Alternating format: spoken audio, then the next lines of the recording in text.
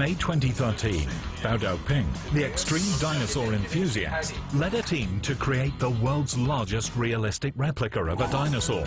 That same year, they set out to create the world's smallest replica of an oviraptor. But they never expected that creating this small replica would involve even more difficulties.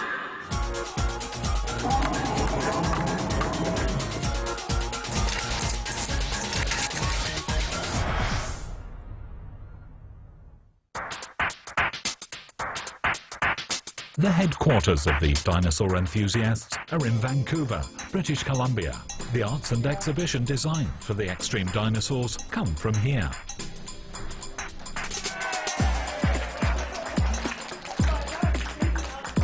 We've talked a lot over the last several weeks about what's happening in Toronto.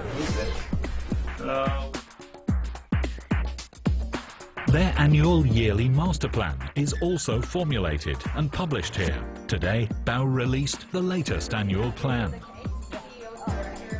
Pretty good. Okay, so now, guys, we have 6 months to make this goal. Yay! 6 months, right? Yeah, okay, 6 months. Excellent. You, Raymond. So He wants his team to design the world's smallest oviraptor replica, which will make its debut at the dinosaur exhibition at Philadelphia University in 6 months. Pretend that I am have it completely sealed. But the team never imagined just how many difficulties lie ahead. As much movement as possible. I can't draw like Melissa.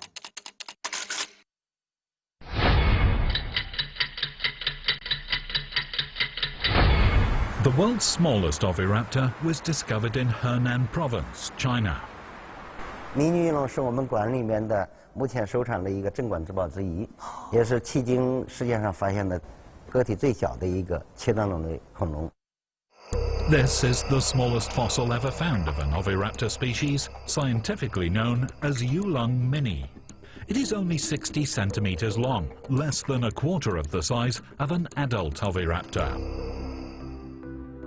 我们的所有的仿生恐龙啊，它都不是凭空想象，都是以这个化石为基础设计制作而成。 But a fossil can only indicate the basic dimensions of the skeleton. Putting the various bones back together to directly observe what the dinosaur looked like is another matter. The team must first restore the skeletal structure of the dinosaur. Bao turns to his science and technology advisor, Eric Snivler, a famous dinosaur expert.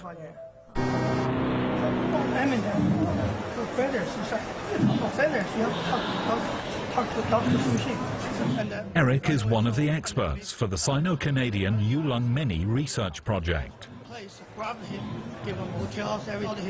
His current task is to perform CT scans on the Yulong Mini fossil. But from this CT scan, you can give a computer the instructions and give some equipment, a 3D printer the instructions to make a skull that looks like this. Using Eric's model, the team can now draw the basic shape of the skeleton of the dinosaur. 然后呢，你再看，这在全世界也是非常少的。这个我们有8块羽毛化石的收藏，这个我们叫 cast。 多漂亮啊！非常罕见的，我相信在世界上没有很少的杰作。你看看。多细啊！ A picture of the reconstructed animal is drawn in Beijing, rather than at the Canadian design headquarters.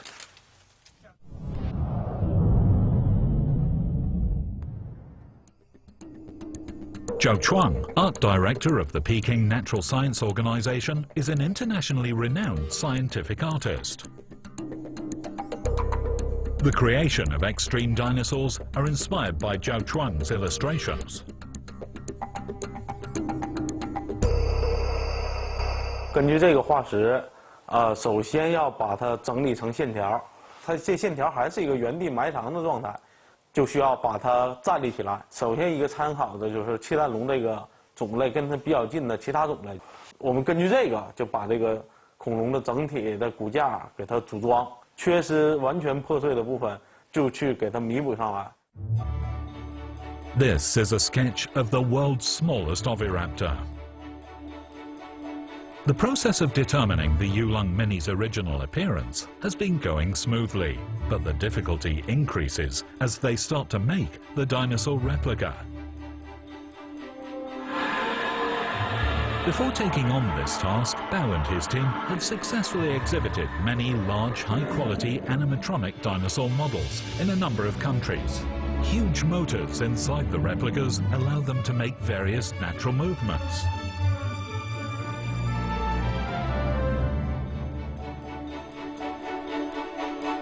But this dinosaur is smaller than an ordinary motor, which definitely presents a huge challenge for the Extreme Dinosaur team. Active, and then you can move a little bit, and the arm colors, and okay. So that's the one thing you have to give me time as well. Yulong Mini is only 60 centimeters, or about 2 feet long. Without the neck and tail, the only place you can put motors is in the torso, which is the size of a soda can. Dr. Guan will be back on 20th of May. But we have to do that. Raymond? No. The motors currently used for operating dinosaur replicas would be difficult to put in the Yulong Mini's chest area. Yeah, you can make more lifelike. Lifelike.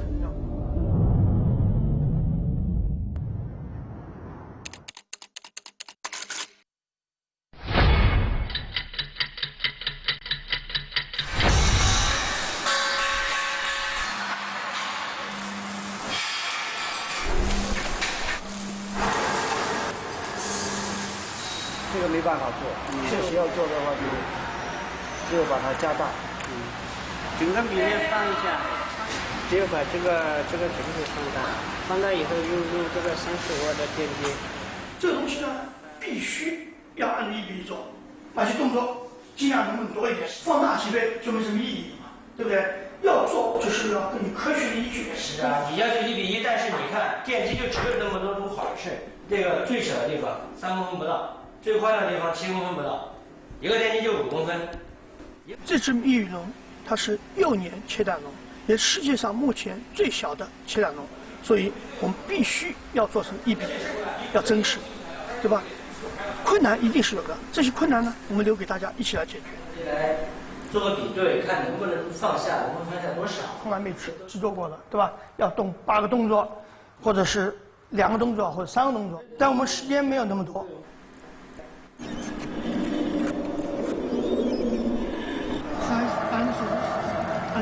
Bao's insistence on the correct size is based on the scientific nature of dinosaur exhibitions that he is used to. In the 70s and 80s, the United States and Japan were the first to make and exhibit high-level animatronic dinosaur replicas. These moving dinosaurs quickly became popular all over the world. China quickly jumped on board and has now become a major exhibition and production hub for high-end dinosaur models. There are now over 160 organizations in the world that exhibit high-level dinosaur replicas. Most of these are designed to be entertainment in a park.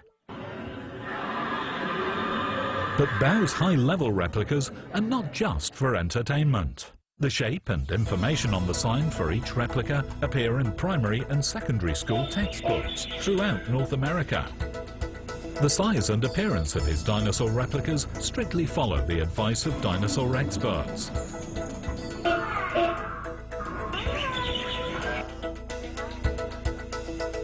Perhaps there is no one else as scientifically rigorous as Bao. He insists on correct size and proportions as a matter of principle. The engineers at Zhegan have to find a way to make the very small dinosaur move.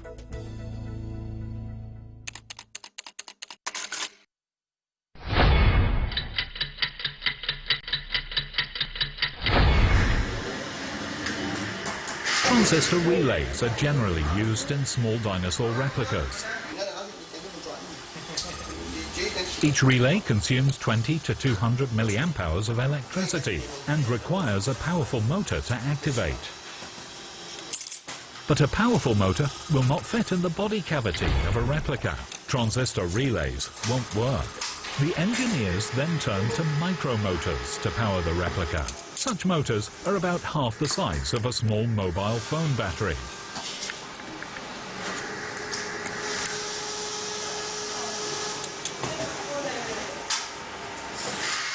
This would require a redesign of the microchip, and the micromotors would not be powerful enough to animate the replica. Neither of the apparent choices is up to this task.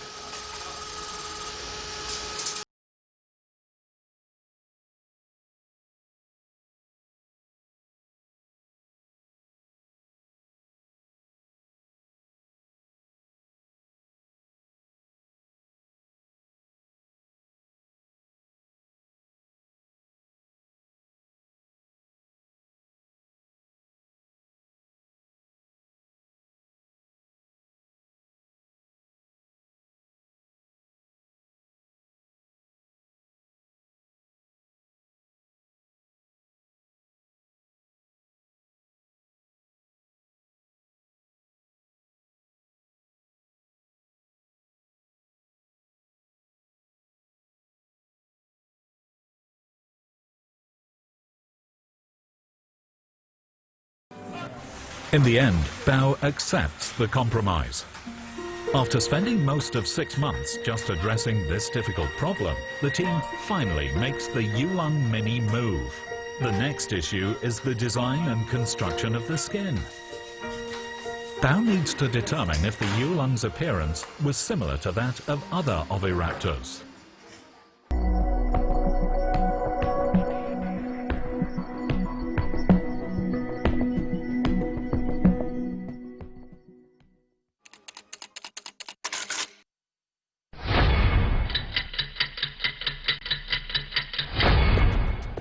Scientific research indicates that the oviraptor was a feathered dinosaur. It is believed that the oviraptor had a beautiful feathered tail.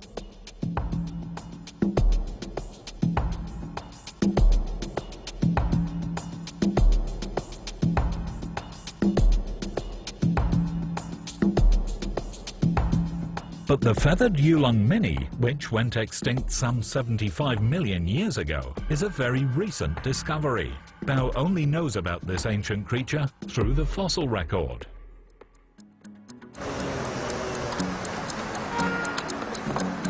Bao wants to find someone who knows about the colors of dinosaur feathers, in particular those of the Yulong Mini.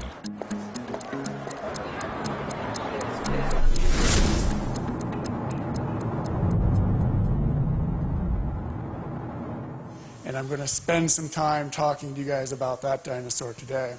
That's a pretty cool dinosaur that has most of its skin preserved, and that skin is preserved. I have to spend at least 3 minutes to learn unprecedented insights. Tyler is a leading researcher in the colors of dinosaur feathers in the Institute of Paleontology in the U.S. National Museum of Natural History.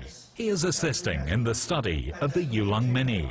It's a difference in the color, exactly. You'll go from a very distinctive. All you see is the change in color, going from a lighter color to a darker color. But then it gets more interesting because Tyler tells Bao that the residue of an organelle named melanosum must be recovered from the fossil to discover the original feather colors. Different kinds of melanosums have different structures. Different combinations of melanosum will result in the formation of different colors for feathers, skin, and hair. The melanosum has to be first recovered so the shape and combination of melanosums can be determined and the color of the feathers identified.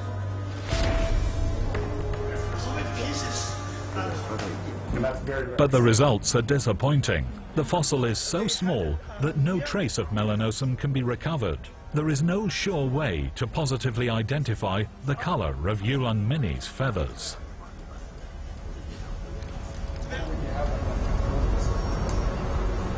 That's what makes it fairly expensive.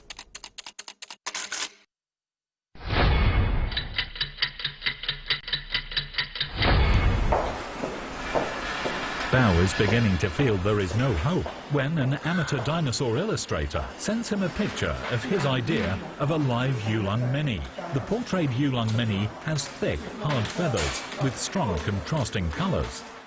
The illustration is based on magazine and internet images.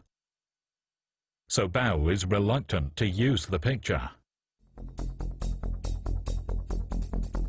Tyler tells Bao that archaeological finds and scientific literature are also important tools in dinosaur research. But to be sure about the feather colors, they need the input of Dr. Lu Junchang from the Chinese Academy of Geological Sciences.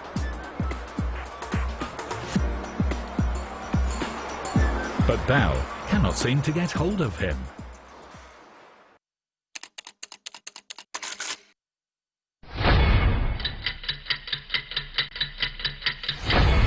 October 26th, and just 15 days before the opening ceremony, the feather color has yet to be decided.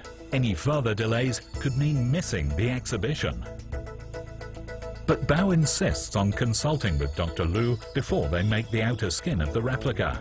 As a serious dinosaur enthusiast, he values scientific accuracy more than making the exhibition. Bao finally reaches Dr. Lu on November the 1st, when he returns to Beijing from overseas. As the main author of many research papers on the Yulong Mini, Dr. Lu is very familiar with the oviraptor. Ever since its discovery, he and Philly Schul, a Canadian paleontologist, along with experts from the Henan Geological Museum, have been studying this dinosaur. Dr. Lu believes that the adult would look very different from an immature animal. 至于它羽毛有什么样的颜色，就是我们根据先生的这种比较类似的这种动物来推断。其他鸟，它与鸟的生活习性比较接近，有可能有些颜色呢，就是有些羽毛的颜色，有可能与鸟有关。有这种雏鸟的，它的颜色一般比较暗淡，就像绒毛似的。 所以我们推断这个玉龙的毛，就是它的颜色也已经非常暗淡的，不是那么太鲜艳。再一说，它的羽毛已经像那个绒毛似的，就比较细小。 Based on studies on the oviraptor and other feathered dinosaurs, the experts believe that the Yulong Mini had yellowish-brown, down-like feathers. With the help of Dr. Lu, a picture of the original appearance of the Yulong Mini is gradually created when the team returns to Beijing. A cute and lively little feathered dinosaur appears on paper. This is a Yulong Mini from 75 million years ago that lived less than a year. Yeah, so we are looking for someone. With the completed drawing of the dinosaur, work can at last continue. But on the other side of the world, the opening ceremony of the Philadelphia University exhibition has already started.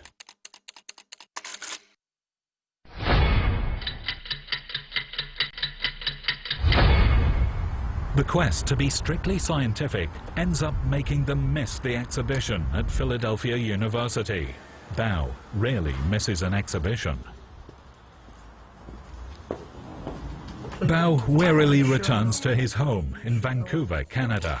His three daughters, like most children in North America, are interested in dinosaurs, so the family conversation often turns to dinosaurs. He discovered that encouraging discussion about dinosaurs can play an important role in a child's exploration of life and nature. Dinosaur pictures by children inspired Bao to finish the Yulong Mini rather than simply abandoning it.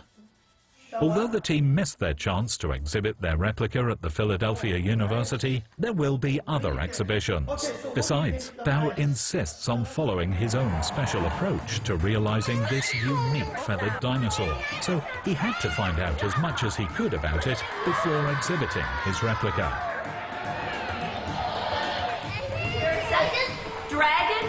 Bao once held an exhibition called Fossil of the Chinese Ruyangosaurus, somewhere in North America. He completely recreated the scene of the discovery of the Chinese Ruyangosaurus fossil in Ruyang County, Henan Province. The Super Dinosaur team drew a picture of dinosaurs in a bloody battle over food in 2012. In a sandy pit was a group of carnivorous dinosaurs that had ferociously attacked a group of herbivorous dinosaurs. But what method should Bao's team use to depict the Yulong Mini? Unlike the previous replicas, they are trying to imagine how a tiny infant dinosaur looked in real life. The character and difficulty for the designer can be summed up in one word: small. Okay, so gentlemen, we're gonna do, and ladies, so we're gonna do the mini Yulong today. This is a 10-to-1 size compared to the bird. Assume this is put on the tree. Whether we can see it clearly or not, I have doubt. I think it shows a good contrast. And you know, everybody thinks about really large dinosaurs. Right. If we have the life-size model, you know, it opens up a world that people haven't seen before. Right. So it's good. It's good. So Teresa is concerned about accentuating the small figure of the Yulong Mini in the exhibition, whereas Raymond believes they will be lucky if the Yulong Mini is noticed by the audience at all.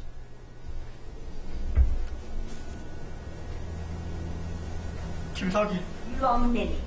Teresa proposes making the replica fly to attract attention. However, what Teresa forgot is that, although the Yulong Mini had feathers, it couldn't fly. Her proposal is rejected. As much movement as possible. I can't draw like Melissa, so let me show you what I mean. In the end, Bao decides to use lighting effects to make the Yulong Mini replica stand out. In addition, they will use the latest technical tools, such as augmented reality or AR technology, to lessen the apparent distance between the audience and the replica. When someone points a tablet, PC or smartphone at the picture on the information panel in front of the replica, AR technology will make the dinosaur's picture come to life as a 3D image that can be viewed from any angle.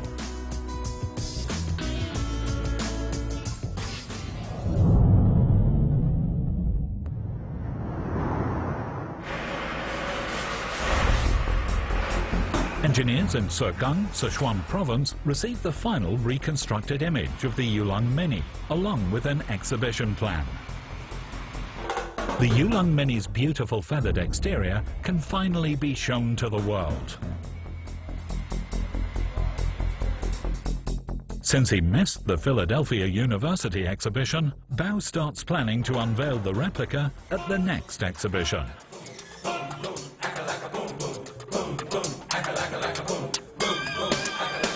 The Yulong Mini is carefully packed and shipped in January 2014. The Extreme Dinosaur team will be taking the Yulong Mini to countries all over the world during the year.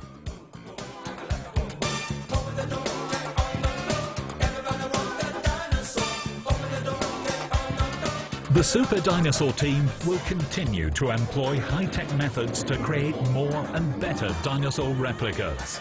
They constantly work to help people appreciate both the mighty and diminutive in nature through these ancient and miraculous creatures.